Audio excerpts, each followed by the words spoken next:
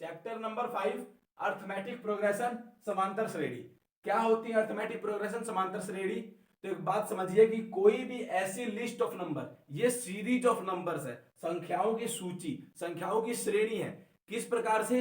जिसमें जो प्रथम पद है, जो पहला पद है, उसको छोड़कर बाकी सभी पद पिछले पद में कुछ जोड़कर प्राप्त होते हैं, कोई ना कोई संख्या जोड़कर प्राप्त होते हैं। कहने का मतलब अगर मैंने ऐसे लिख दिया 2 4 6 8 10 ऐसे चलता रहा, तो देखो ये दो दो जोड़कर आ रहा है ना अगला पद, तो इसका मतलब ये एक एपी है। क्यों? क्योंकि इसमें जो पिछले पद में दो जोड़कर अगला पद आ रहा है, ऐसे एकदम सेम रहता है ये। कहने का मतलब अगर इसको मैंने ऐसे लिख दिया कि 2 4 6 9 12 15, तब देखो वैसे तो इसमें भी पिछले में जोड़ के आया तीन, तीन जोड़ के दो जोड़ के दो जोड़ के, लेकिन जो संख्या जोड़ी जा रही है ना वो बिल्कुल सेम होनी चाहिए पूरे एपी में, तब जाके वो एपी होता है। कहने का मतलब पूरी श्रेणी में, पूरी सीरीज में वो सेम होनी चाहिए।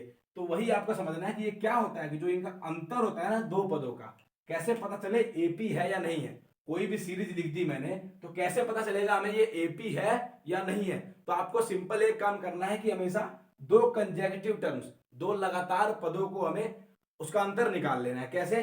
4 में से 2 घटा देना है, 6 में 4 घटा देना है, 8 में 6, 10 में से 8 घटा के देखना है। ये सभी अगर बराबर आ रहे हैं तब जाके ये एपी होती है, वरना नहीं होती। जैसे इसमें बराबर आ रहे हैं, लेकिन इसमें घटाओ, 4 में से 2 गया 2, 6 में से 4 गया 2, 9 में से 6 गया 3 आ गया, 12 में से 9 गया 3 आ गया। देखो यहाँ 2 यहाँ 3 बराबर नहीं आ रहा है, तो इसका मतलब ये एपी नहीं है। अब देखो एपी नहीं है, अगर कोई एपी होती है तो एपी कैसे होती है? तो देखो एपी दो तरह की होती है, या तो उसके जो ऐसे लास्ट में डॉट डॉट डॉट लगेगा, या फिर एपी ऐसे भी हो सकती है 1 3 5 7 9 11, ये भी तो एपी है। क्यों? इसमें भी आपके दो दो का ही गैप है। लेकिन इन दोनों एपी में फर्क क्या है कि इस एपी का आखिरी वाला पद मुझको नहीं पता, जो लास्ट टर्म है, जो लास्ट नंबर है वो मुझे नहीं पता, लेकिन इसमें लास्ट टर्म पता है 11 है। तो बस इतना ही, दो तरह से लिखी जा सकती है एपी। अब देखिए एपी जो होती है उसमें इस वाले क्या कहते हैं, देखो नंबर एक पर है नहीं है, पहले नंबर पे, इसका मतलब प्रथम पद कहते हैं, इसको फर्स्ट टर्म कहते हैं। फर्स्ट टर्म, पहला प्रथम पद।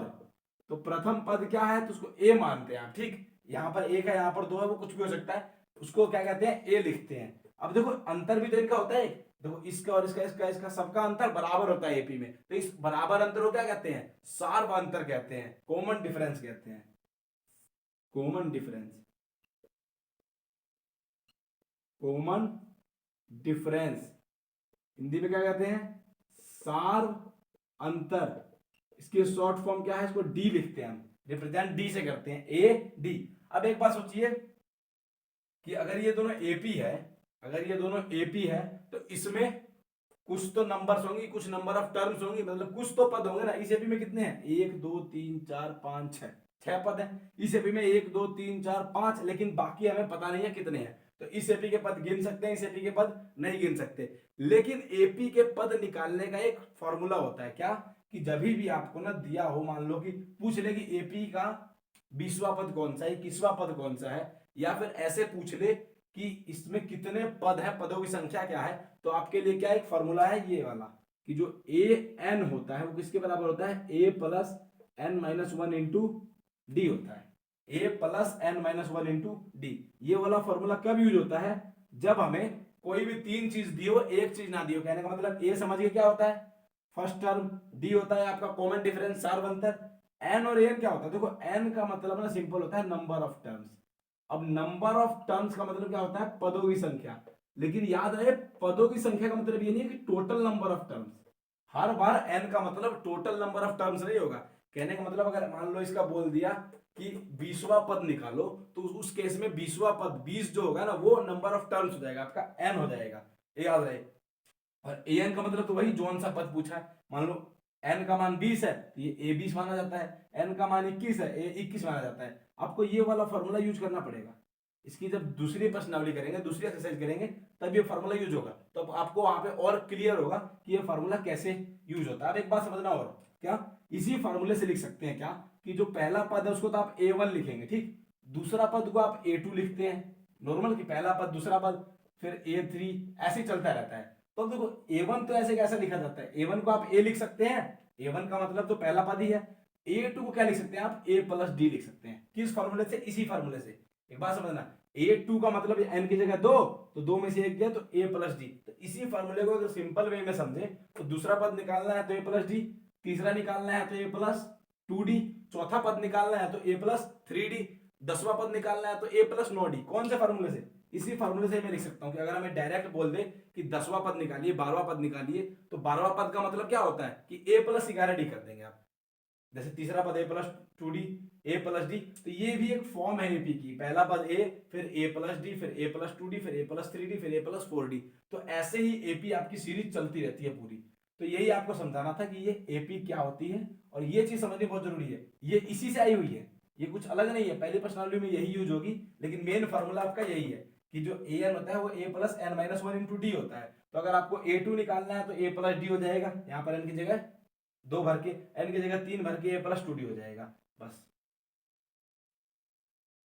एक्सरसाइज 5.1 शुरू करते हैं। देखिए एक्सरसाइज 5.1 का जो फर्स्ट क्वेश्चन है उसमें क्या लिखा है कि in which of the following situations does the list of numbers involved make an arithmetic progression and Y.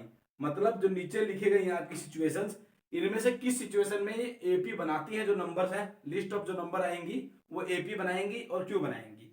अब देखिए हिंदी में भी ये लिखा है, निम्नलिखित स्थितियों में किन स्थिति में संबद्ध संख्याओं की सूची एपी है और क्यों। एपी है तो क्यों है, देखो एपी होने का एक ही कारण है, क्या, कि दो लगातार पदों का अंतर बराबर आना चाहिए।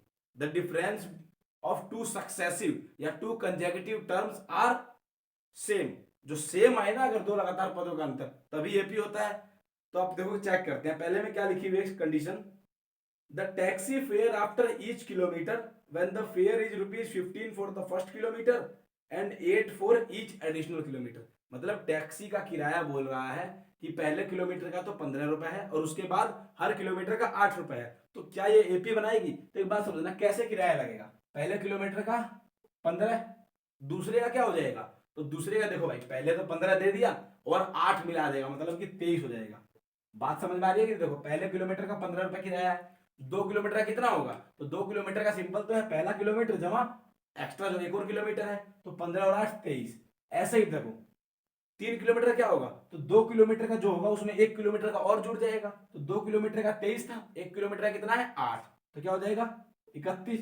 ऐसे अगले किलोमीटर का क्या हो जाएगा, तो 3 किलोमीटर का 31 था, 8 रुपए और जुड़ जाएगा ना। भाई देखो हर किलोमीटर के साथ 8 रुपए ही तो बढ़ेगा ना। पहले किलोमीटर का 15 दे दिया, उसके बाद हर किलोमीटर के साथ 8 रुपए बढ़ेगा, क्यों, क्योंकि 1 किलोमीटर का 8 रुपए है। तो ये आपकी लिस्ट आई नंबर की, क्या ये एपी बनाती है, तो बिल्कुल बनाती है। देखो 23 में से 15 गया 8, 31 में 23 गया 8, 39 में से 31 गया 8। तो आप सीधा लिख देंगे कि दिस फॉर्म एन एपी, मतलब यह एक एपी बनाती है। देखो हिंदी मीडियम हो या इंग्लिश मीडियम हो, दोनों में आप इसको एपी ही लिखेंगे, कोई समांतर श्रेणी नहीं लिखेंगे। तो यह एपी बनाती है, क्यों बनाती है, क्योंकि लिखेंगे because the difference between two successive terms, मतलब दो लगातार जो पद हैं आपके, two successive terms is same. Hindi में क्या लिख देंगे, क्योंकि दो लगातार पदों का अंतर समान है, तो एपी बनाती है। सिंपल यही तो तरीका है, एपी बनाती है या नहीं बनाती। अब नेक्स्ट पार्ट पढ़ो, इसका क्या है next condition, the amount of air present in a cylinder when A vacuum pump removes 1/4 of the air remaining in the cylinder eight A time. मतलब अमाउंट जो एयर की बचती है ना सिलेंडर के अंदर, कब, जब एक वैक्यूम से 1/4 भाग हमेशा निकाल लिया जाता है। यही कह रहा है कि कोई भी सिलेंडर उसमें से 1/4 भाग हमेशा निकाल लिया जा रहा है बारी बारी, तो उसके अंदर जो एयर बचेगी क्या वो एपी बनाएगी या नहीं बनाएगी। तो एक बात समझ, जब 1/4 भाग हर बार निकालेंगे, तो देखो मान लो कि पहले नॉर्मल मान लो कि पहले उसमें एक्स था, ठीक, अब 1/4 निकल गया तो क्या बचा, 3/4x बचा। सिंपल है ना, 1/4x निकल गया तो 3/4x बचा। फिर 1/4x निकल गया इसका, तो देखो 3/4x का 1/4x निकलेगा ना, तो क्या बचेगा, अब देखना जरा, 3/16x बचा ना। अब दोबारा से इसका 1/4x निकल गया तो 3/64x बचा।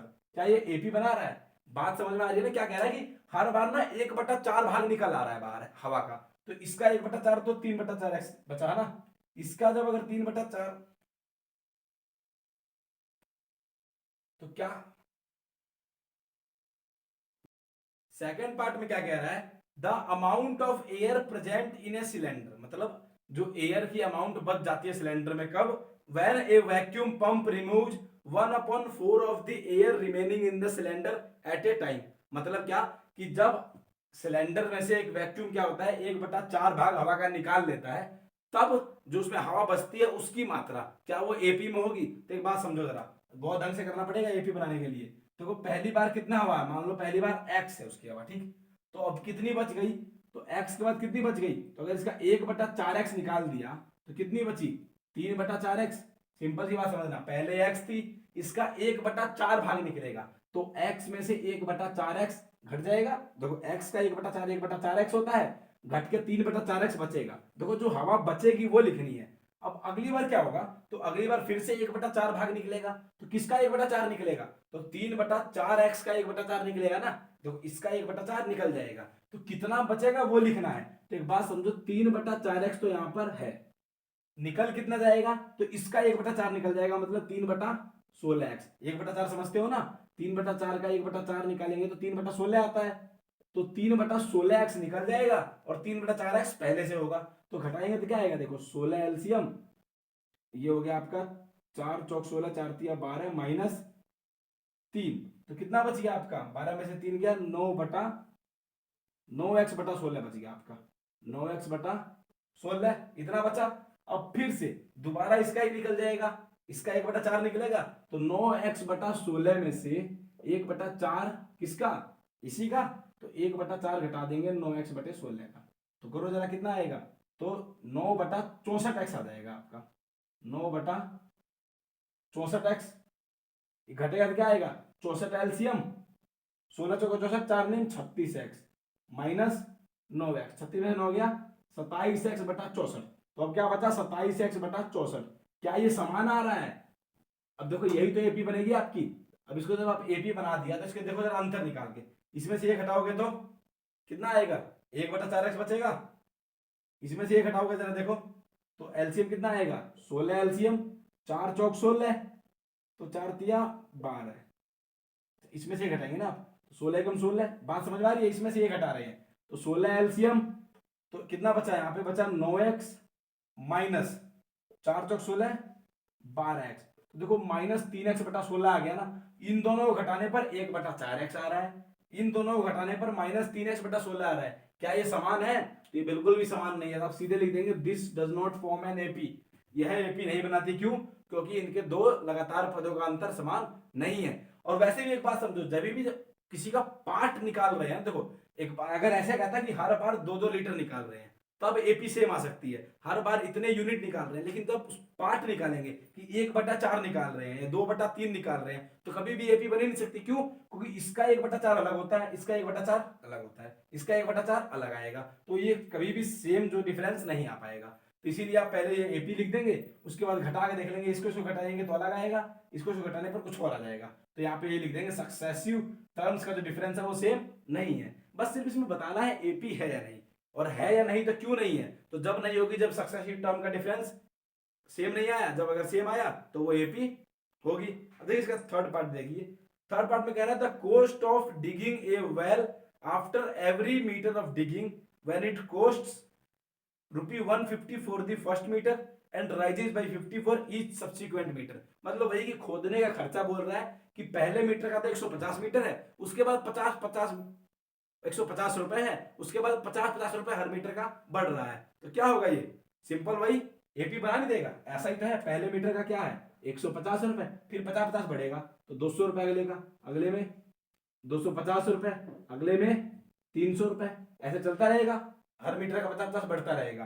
तो क्या ये एपी बनाएंगे, तो बिल्कुल देखो 50 का अंतर आएगा, तो ये एपी बना देंगे। ऐसे ही फोर्थ पार्ट में लिखा हुआ है, स्टेटमेंट दे रखी है, बस हमें ये एपी बना देनी है और देखना है एपी है या नहीं, मतलब पहले संख्या लिख देनी है, फिर देखना वो एपी बनाती है नहीं बनाती। इसका फोर्थ पार्ट देखिए, the amount of money in the account every year when 1000 is deposited at the compound interest eight 8% per annum. तो देखो कह रहा है कि अमाउंट जो बैंक के अंदर है वो एपी में हो गया या नहीं, अगर हर साल क्या है 10,000 रुपए डिपॉजिट किए जाते हैं, ठीक, 8% पर एनम कंपाउंड इंटरेस्ट पे। तो एक सिंपल सी बात ये समझो कि कभी भी कंपाउंड इंटरेस्ट पे जो ब्याज मिलता है वो कभी बराबर मिलता है। आपको पता होना चाहिए प्रिंसिपल इंटरेस्ट और कंपाउंड इंटरेस्ट में फर्क ही यही है कि मान लो अगर आपने पहले बार 1,000 रुपए जमा किया तो इस पर जो ब्याज मिलेगा आपको, मान लो 1 साल का, वो मिल गया आपको कितना, 100 रुपए। तो अगली बार जो ब्याज मिलता है प्रिंसिपल इंटरेस्ट में वो इसी पे मिलता है ना, इसी का 200 हो जाएगा।